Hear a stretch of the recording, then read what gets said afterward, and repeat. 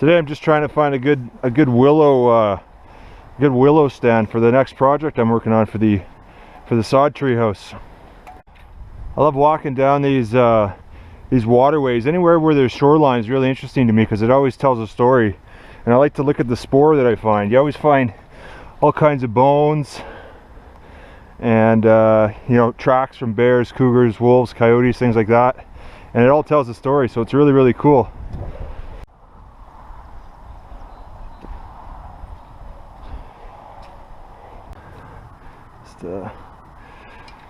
Just a young coyote, it looks like. His teeth are really, really white. Doesn't look like he was hit by a vehicle. I would hazard a guess that he was probably shot by a rancher because he looks in really, really good shape other than that.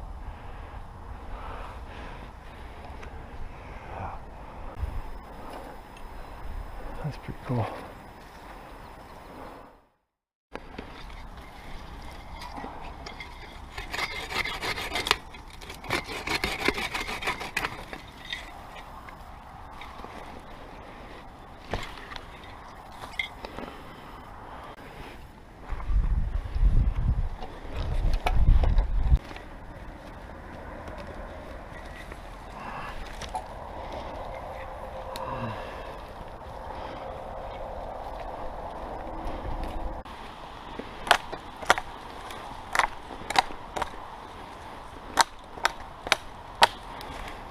Hey guys, I'm Aaron, and today what I want to focus on is building a bushcraft type of bed for the sod treehouse.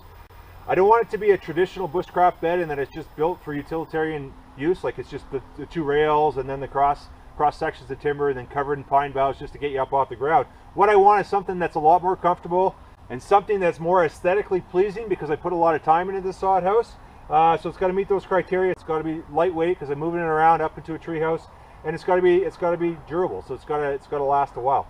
So what I'm visualizing is a woven type piece of furniture. So I've never seen anything like this before in the bushcraft world. I've never built anything like this before, so it'll be a new take on an old idea. What you're going to need is some sort of weaver. I've got willow here because I love using willow. Very resilient, very durable. You can use it for a lot of applications. You also need something for the frame. And what I've got here is just 3 saplings cut to 5 feet long. You can cut them at any length you want, 6, 7 feet. I'm 6'3". I cut them to 5 foot because I can still sleep on there and because it won't take up a lot of space in the sod treehouse. And then, in addition to those 3 saplings, you'll need something to tie off the ends. And you also need 4 pieces for the corners, probably just 1 or 2 foot length cross-cut sections of timber. Oh, what else do you need? You need something else too. What was it? You also need 1 genuine Alberta grade A beef bovine bull skull. No, I'm just kidding. This is the one I found. I'm probably going to make an accent piece at the sod treehouse because it's pretty cool looking. Might make a good scarecrow. Okay, so this one here, this one in the middle, has to go at the bottom, I think, because it's going to curve like that. I don't want this digging into my back. So I think that'll work like that. And I also got to make sure that I leave room on these end posts to attach my legs. So I'm just trying to figure that out too because it's always just notches, right? There's no cordage in this bed. And what I'm thinking is that those notches should go on these end pieces because these are the strength of the entire bed. So if I notch these, I'll probably lose the stability. So I'll notch all these, 3 places on each one of these ends.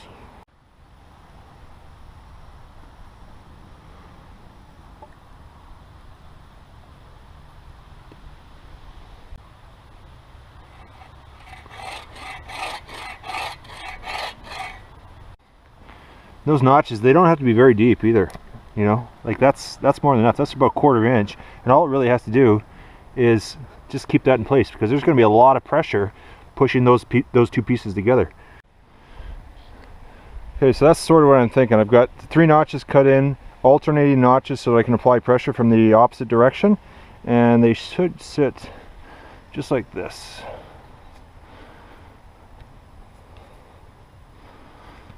Okay. Something like that.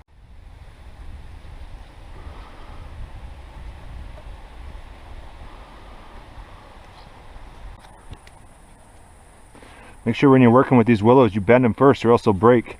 They do bend really, really well, but if you bend them too fast or too aggressively, they'll snap on you. So that's the plan right there. I'm using the same weave throughout, so over, under, over. By going over here, I'm pushing back down on that notch, so by the end of it I'll have all my pressure downwards and upwards in the middle, and then I could just run some weavers through the middle, and by doing that it should be a really, really nice stable bed.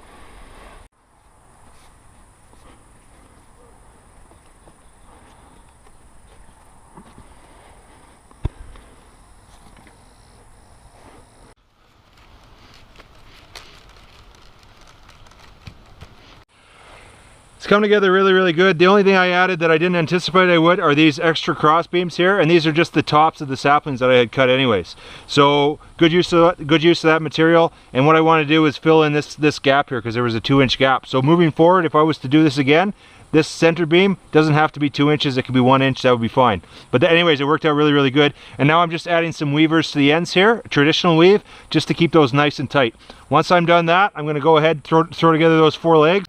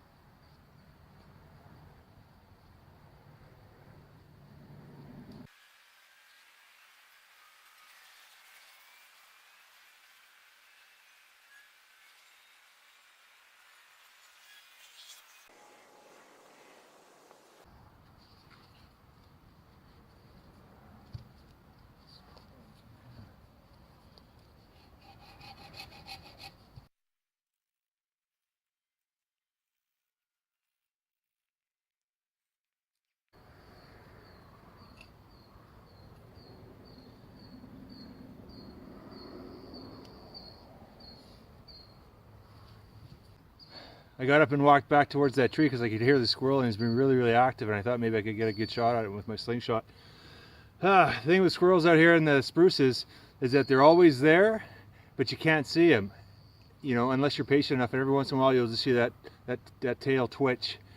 So if you're more patient than they are, you have a good opportunity of getting at them. But wild squirrels are not like city squirrels. They don't want anything to do with you. As soon as you move around, the forest goes quiet. You know, so they're up there. It's just hard to get them. It's a big challenge. So it's a lot of fun. And River loves getting squirrels, so it's a new hobby of mine. Anyways, what I was doing was I was just cutting out these notches. So basically, here's the 4 corners. Okay, these will sit like this. Those arms that I pointed out earlier will sit right in there, and it'll be a 2-part bed basically. It'll be the bottom and then the actual mattress top, just like a bed at home. So it'll sit there like that, and just with weight it'll stay in place. I'm just going to go ahead and use those 4 pieces of small timber to connect all 4 legs, and I'm just going to use dovetail notches that you see basically in every episode I do, so I'm not going to detail them too much, but then once I have those together, we'll give it a good test drive.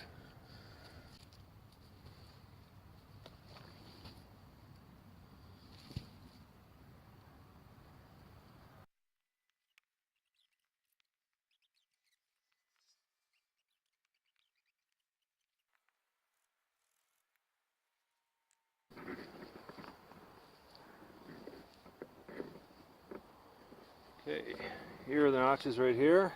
I'll just get those timbers ready and we'll start banging this thing together.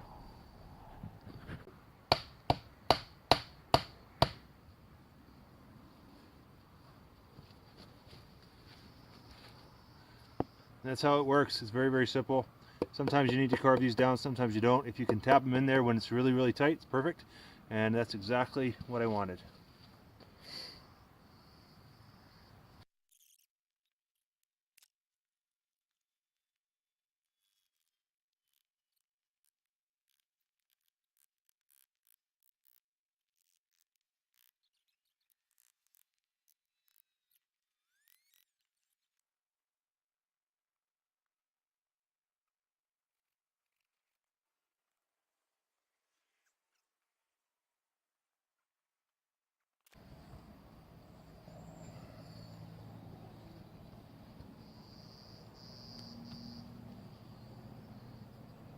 actually.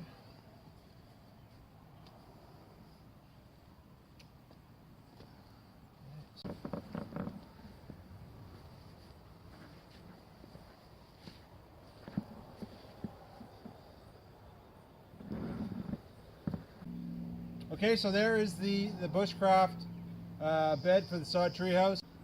Now I got to give it a test. Feels stable.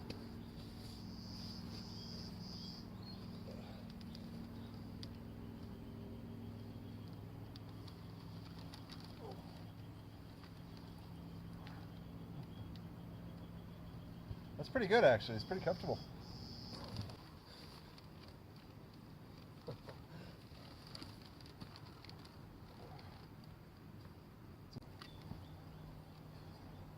It's actually pretty comfortable. It feels like a lounge chair.